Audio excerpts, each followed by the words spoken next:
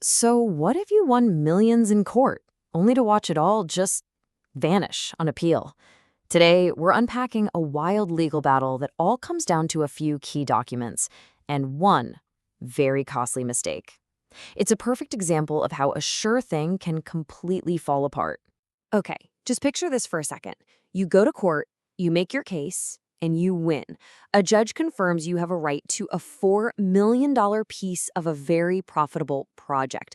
But then the other side appeals, and a higher court looks at the very same situation and basically says, nope, actually, you get nothing, zero. So, how does that even happen, right? That's the big question we're diving into today. We're going to look at what convinced one court to say yes, and then the two critical pieces of evidence that made another court say absolutely not. Now, this whole thing didn't happen overnight.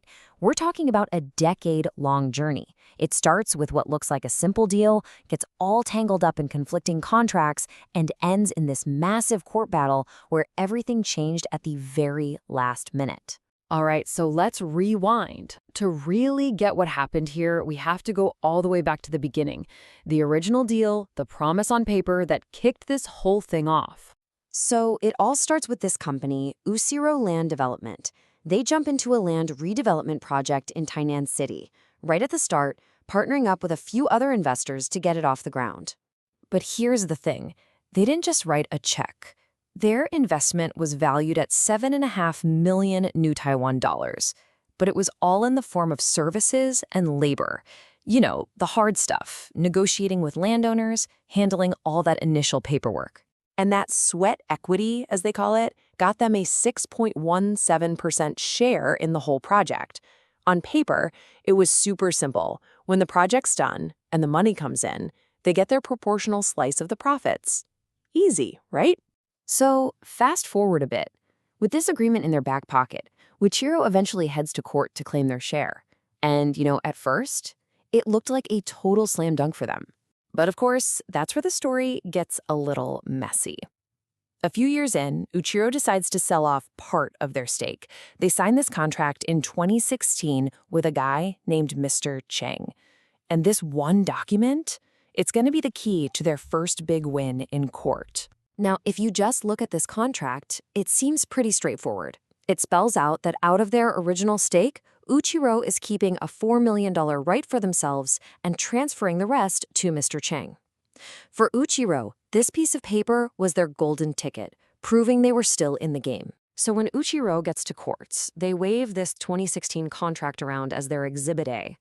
And it worked. The court looked at it, nodded, and ruled, yep, Uchiro still holds a valid $4 million distribution right. A clean victory. Or so they thought. But as you've probably guessed, the story is far from over. The Redevelopment Association wasn't having it. They appealed, and this, my friends, is where the whole thing just gets flipped on its head. You see, when the case moved up to the High Court, it wasn't just a simple do-over. The entire focus of the case shifted, and I mean dramatically. It wasn't about that 2016 contract anymore. Instead, it was all about two new pieces of evidence that the first court, they hadn't really paid much attention to. And these two things, a contract that nobody was really talking about before, and a statement made in a totally different lawsuit, they turned out to be the smoking guns that would completely torpedo Jiro's case. Okay, so check this out. This is the first bombshell. It turns out there was a second agreement signed in 2018, but get this. It was backdated 5 years to 2013. And in this new contract, poof, Uchiro's name is just gone. It's been completely swapped out with Mr. Cheng's name as the owner of that investment share. So the High Court looks at this and says, well, this new agreement legally supersedes, it overrides that original 2012 deal. For the court, this backdated contract was now the official story. And that story said Uchiro had transferred everything to Mr. Cheng, the whole shebang. That's pretty bad, right? But believe it or not, that wasn't even the biggest blow. The final, decisive nail in the coffin actually came from Uchiro's own camp. And there it is.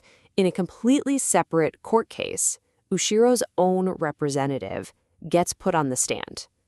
When they're asked about this deal, they testify, under oath, we completely sold off the rights.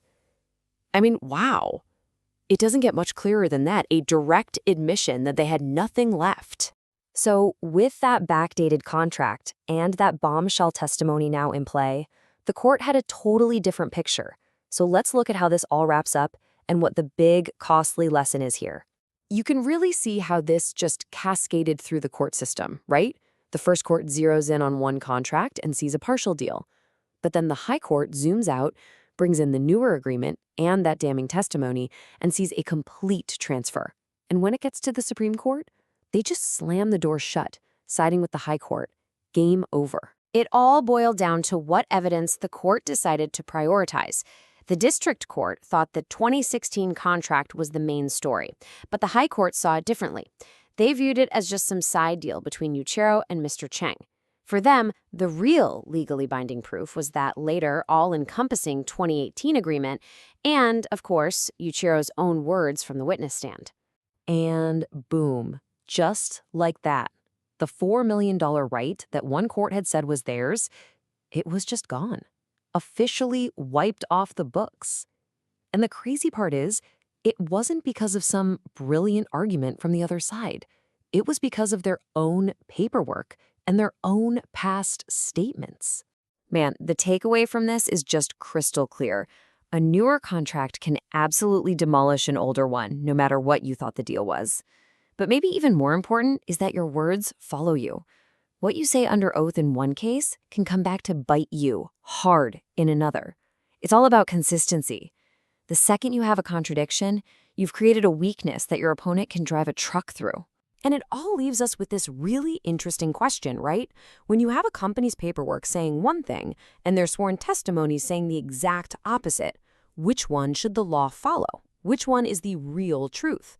Well, in this story, the answer ended up costing a company millions.